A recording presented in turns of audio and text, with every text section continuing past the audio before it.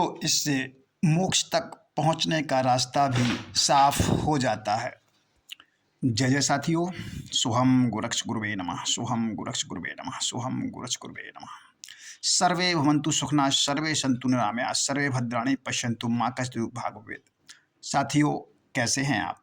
आशा करते हैं आप और आपका परिवार सुखी, संपन्न और खुशहाल होगा।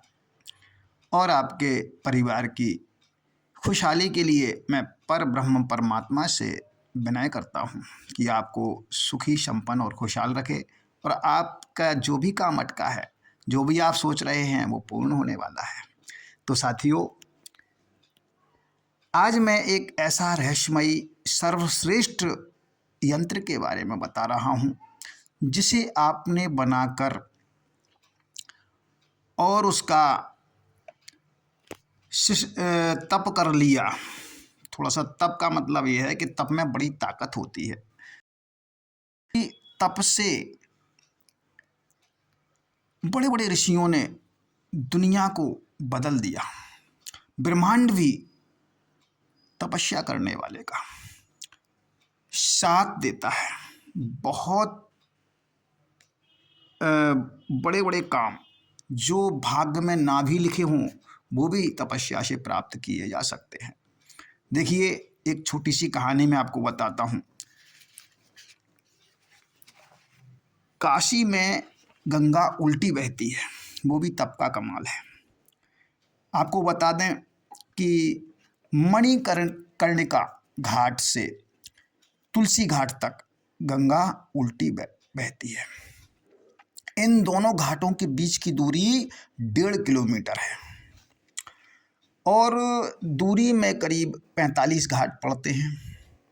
गंगा की उल्टी बहने के पीछे एक कारण है, तप का कारण। क्या है? पुराणों के अनुसार स्वर्ग से जब धरती पर गंगा उतरी तो बहाव इतना तेज था कि वाराणसी के घाट पर तपस्या कर रहे भगवान दत्तात्रेय का आसन और कमंडल बह गया उसी पानी में, 1.5 किलोमीटर तक चला गया। तब जिसे वापस करने के लिए, देखिए, उसे वापस करने के लिए स्वयं गंगा को वापस लौटना पड़ा। वो वहाँ से वापस लौटती उन्हें आभास हुआ कि मैंने बहुत बड़ी गलती की है। एक तपस्वी का मैं कमंडल और आसन ले आई। तब उन्होंने 1.5 किलोमीटर पर ध्यान आया उनको, वो वापस गई और उनका कमंडल और आसन को वापस लौटाया। तो और उनसे क्षमा मांगा, क्षमा भी मांगती हैं वो उनसे। तो आप समझिए कि तप में कितनी बड़ी ताकत है। तप से, मंत्र से और यंत्र से आप अपना जीवन में है। तो आज वही तो एक चमत्कारी यंत्र बता रहा हूं। अगर आपने यह यंत्र बना करके मंत्र का जाप शुरू कर दिया, छोटा सा मंत्र है और एक छोटा सा यंत्र है, इसे आप कर सकते हैं, तो दुनिया की कोई ताकत नहीं है जो आपको सफल होने से, क्योंकि इसमें इतनी बड़ी ताकत है कि आपको मोक्ष तक भी पहुंचाने की ताकत रखता है ये। अब इसे करना क्या है और कैसे बनाना है, तो देखिएगा। एक आप भोजपत्र शुद्ध और साफ ले लें। अगर भोजपत्र लेते हैं तो केसर की स्याही से आप इस यंत्र का निर्माण करें। और यदि आप कागज़ लेते हैं तो एक प्लेन पेपर ले लें और उसमें सिंदूर से इसे आप बना सकते हैं। दोनों में कलम अनार की होगी, आप उसे प्रयोग कर सकते हैं। अब यंत्र आपको स्क्रीन पर दिखाई दे रहा है, वही बनाना है। अब क्या करना है, इसको जैसे ही आपका यंत्र बन के तैयार हो जाए तो इसे आप लेमिनेशन करा लीजिएगा और इसे हुए आप गंगा जल के छींटे दे करके अपने मंदिर में रख लीजिएगा घर के। और वहाँ पर आप एक छोटा सा मंत्र का जाप रोजाना करेंगे। इस मंत्र का जाप यदि आप रोजाना 7 माला करते हैं तो ग्रह दोष, भूमि दोष, वास्तु दोष, शारीरिक व्याधि, घर की अशांति, आर्थिक कष्ट, व्यापार, शत्रु भय, शादी का ना होना, योग, चांडाल योग, केमद्रुम योग, शापित योग, पितृदोष आदि आदि अनेकों दोष जो भी और भी होंगे आपके सारे समाप्त हो जाएंगे। ये बड़ा चमत्कारी मंत्र है। तो मंत्र क्या है? तो मंत्र सुन लीजिएगा।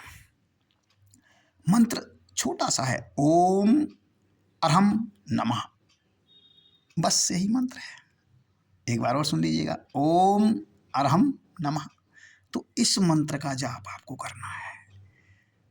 देखिए, इसे आप मिथ्या ना समझें, ये बड़ा ही गोपनीय और चमत्कारी जैन धर्म का मंत्र है।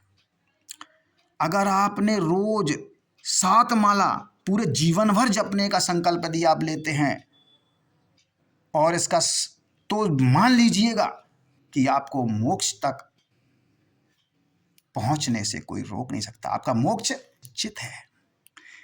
और दुनिया में जीवन के लिए है क्या? सिर्फ मोक्ष के लिए जीवन?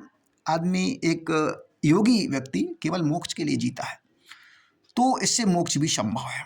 समय क्या होता है इसका? समय जपने का समय सिर्फ और सिर्फ सुबह प्रातः लेकर के 7 बजे का समय है। आप 5 बजे के पहले और 5 बीच में से आप कर सकते हैं। लगेगा ये बहुत से बहुत 15 मिनट में आपका हो जाएगा। तो उठाइएगा। अगर आपको पसंद तो लाइक और अगर जानकारी तो कमेंट भी करिएगा। तो साथियों, आज के लिए इतना ही। मिलते हैं किसी ऐसे वीडियो के साथ। हरिओम।